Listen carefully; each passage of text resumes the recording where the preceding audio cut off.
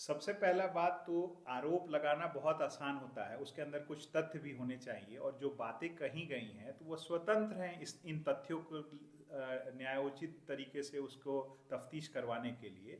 मगर जो सबसे बड़ा सवाल है कि जिन वकील के सहारे वह यह बात कह रहे हैं उनको खुद पहले पता करना चाहिए कि क्या वह सक्षम वकील हैं। जो निरंजन कुमार हैं उनको बार काउंसिल ऑफ इंडिया ने प्रतिबंधित कर चुके हैं, वो सस्पेंडेड हैं।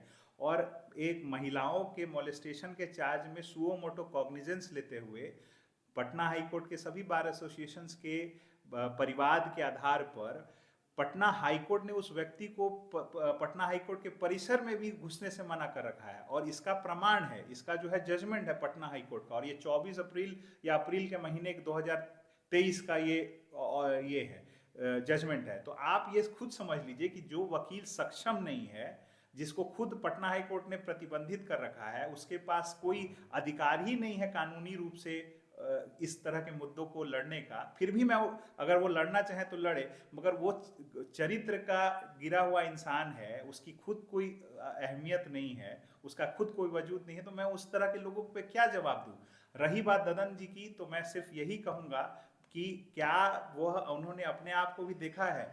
मैंने तो सुना है कि उनके बेटे के ऊपर जो है नोटों को संग्रहित करने का आरोप लगा है, 2-2 हज़ार के नोट को। तो हम जानना चाहेंगे कि क्या ददन पहलवान जी के घर कोई टकसाल था क्या। कि राजनीति है, राजनीति का एक स्तर होना चाहिए। कम से कम झूठे और फरेबी बातों के आधार पर राजनीतिक चर्चा करने से बचना चाहिए। लेकिन जिस तरह से वो कर रहे हैं कि उनके पिता के बराबर हमारा वोट आता रहा है, सुधाकर की क्या औकात है। देखिए, मैं तो ये कहता हूं कि इस इस चीज को कहने का अधिकार तो इस देश के अंदर सिर्फ जनता को है, जनता मालिक है। और इस लोकतंत्र के अंदर सभी लोगों को चुनाव लड़ने का अधिकार है। मैं उनका भी चुनाव लड़ने का स्वागत करूंगा, और जो भी चाहे वो लड़ सकता है लोकतंत्र में। और लोकतंत्र की खूबसूरती है लोगों का चुनाव लड़ना। कहने के लिए तो मैं भी कह सकता हूँ कि पिछले विधानसभा में उनको 9,000 वोट आया था, पिछले बार भी 2020 में, ज़्यादा दूर नहीं, 4 साल पहले की बात है।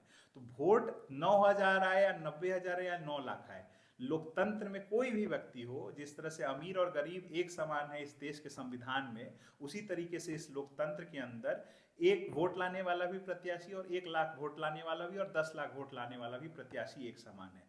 ये जनता मालिक है और जनता निर्णय लेती है कि कौन वो व्यक्ति होगा जो निर्वाचित होगा, जो संसद के अंदर जाएगा एक प्रतिनिधि उनका बनकर। क्या परिचय आपका। मेरा नाम हुआ शाश्वत गौतम, मैं राष्ट्रीय जनता दल का प्रदेश महासचिव हूँ।